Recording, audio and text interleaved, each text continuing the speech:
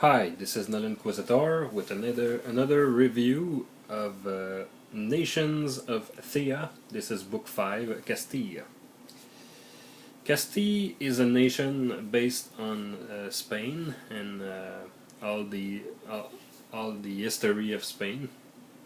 It's very complex and have a lot of little different province or land.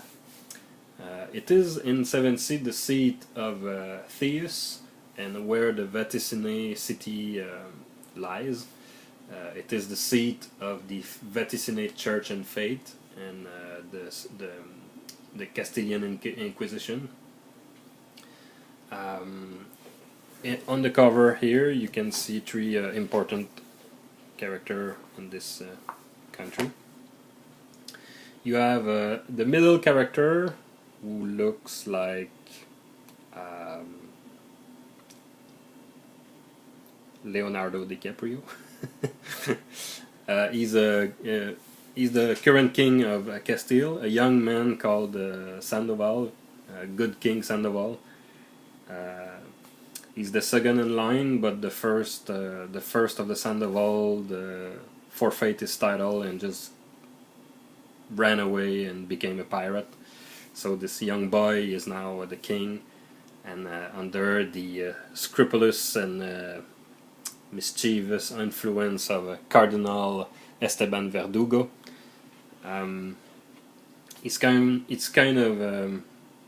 He's like the Cardinal of Richelieu in the Three Musketeers.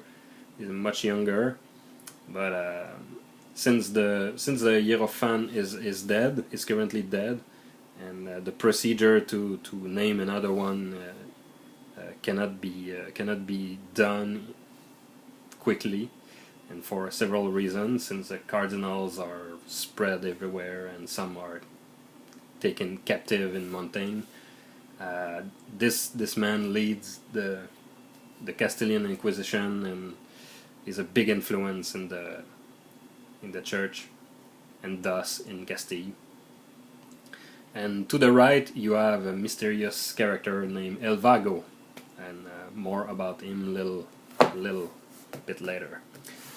So Castile is a country full of life. The Castilian people are really bon vivant. They are people who enjoy life. They are positive. They are energetic. They are full of life and joie de vivre. In 1659, there was some troubles with the Avalonian kingdom. So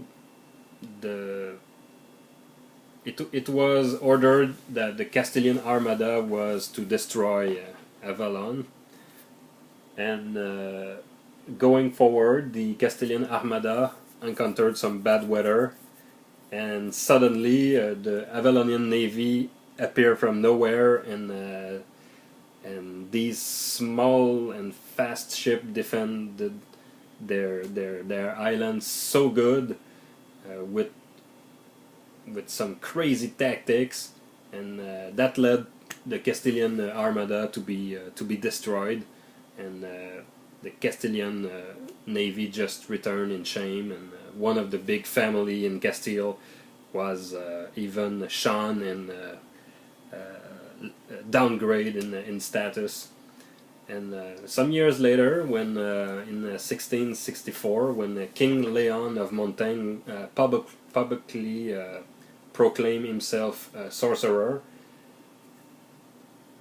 he also declared that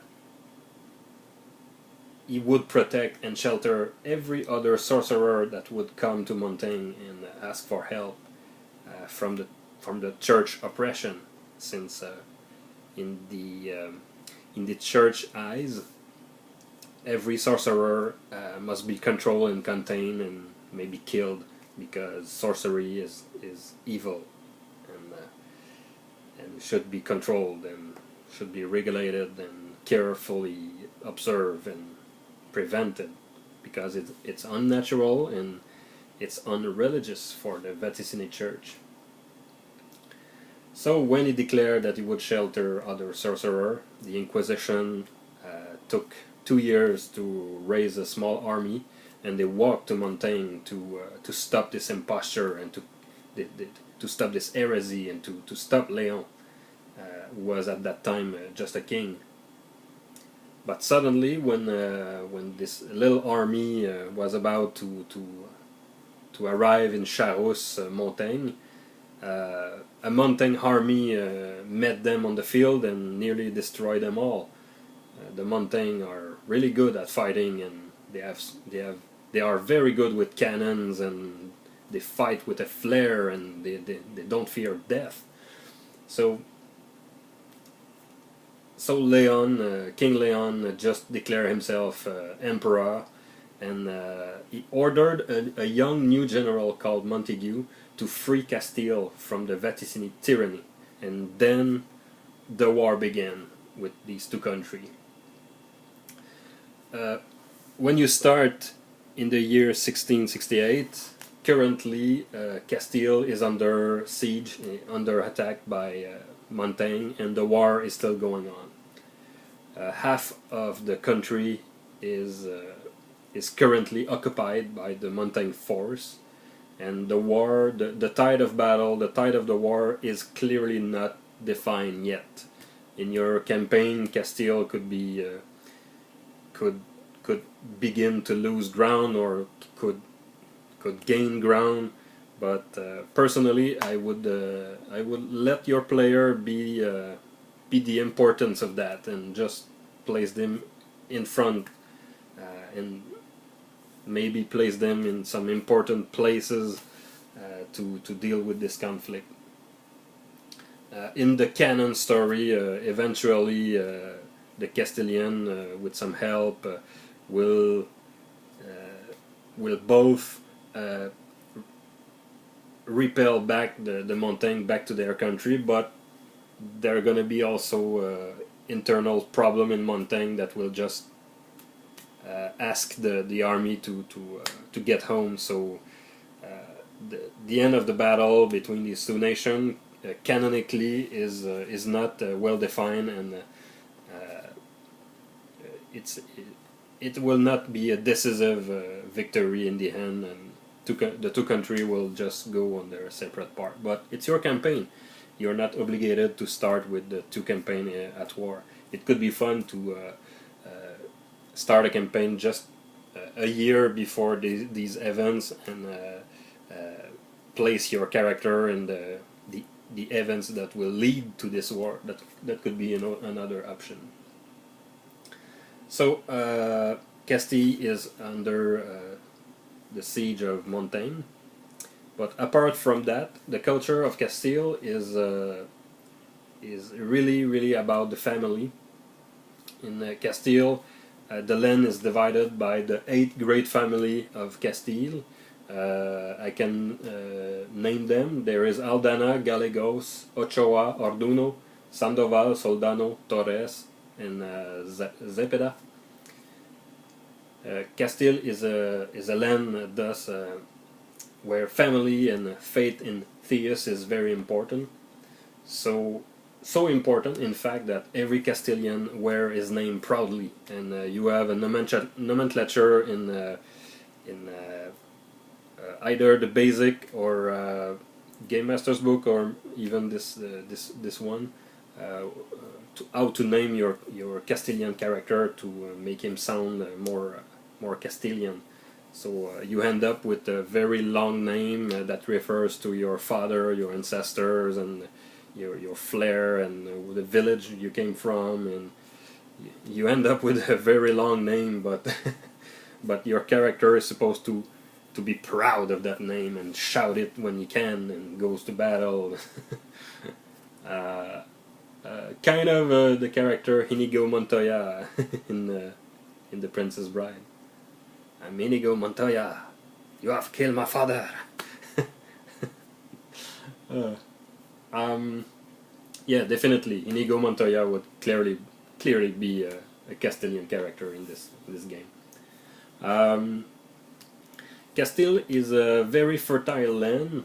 It is a land of summertime, of spring.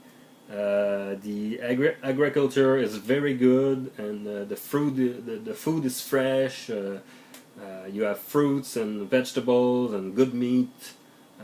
In the best food in all Théah comes from Castile, and people that's maybe why people are so energetic and full of life.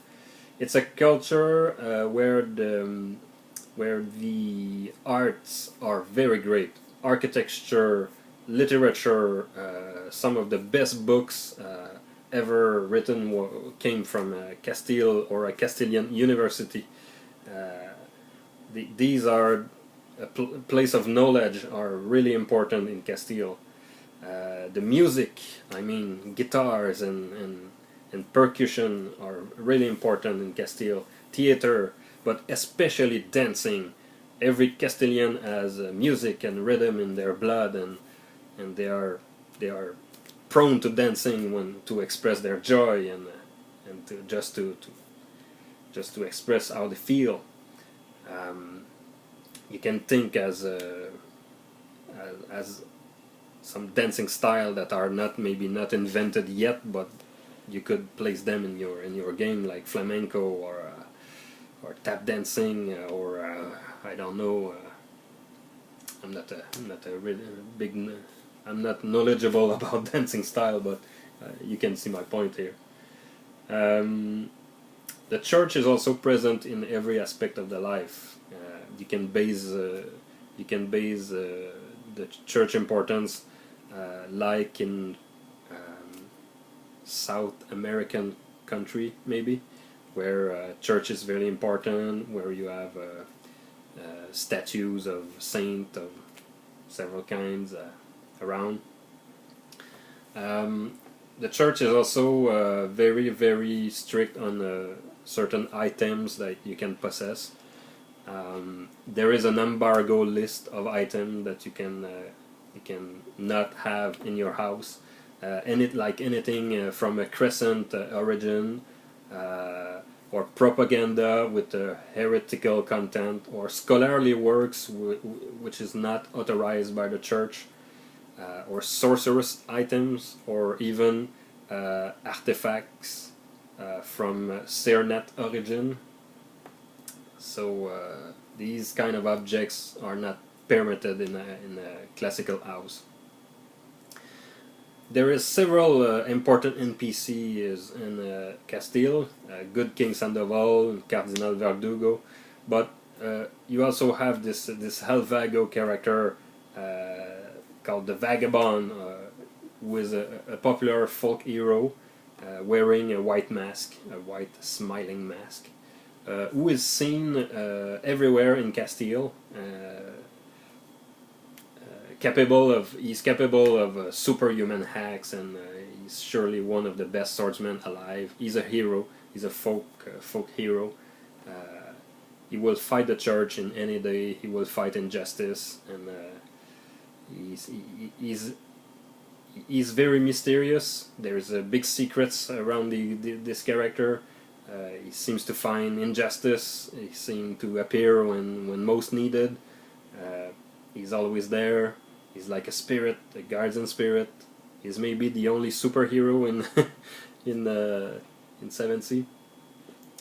At the end of the book, you have the destiny spread, particularly for Castilian character. The destiny spread use cups and a sword as a sword. You have 4 new swordsman school, the Gallegos, who use the three-circle style of fighting, most very like what you can see in the film Zorro, where the character fight in a big circle, and the better he gets, the circle gets smaller. You have the Soldano with his exuberant fencing style, which is a mix of montaigne and crescent fighting style.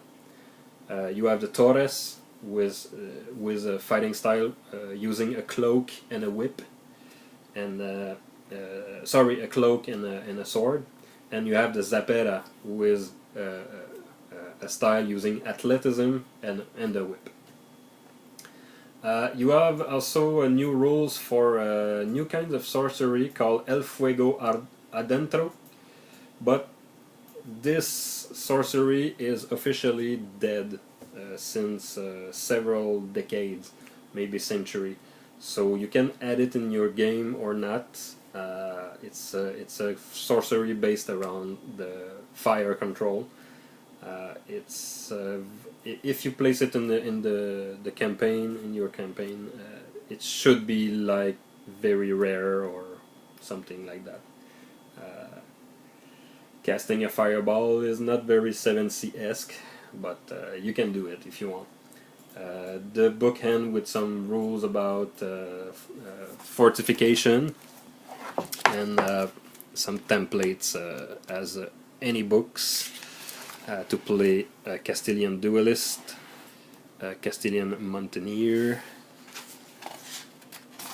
a Castilian soldier, or a Castilian scholar, since universities and knowledge is very important in Castile. So there you go. I recommend this book if you really want a good setting for your 7C game. Thanks for watching.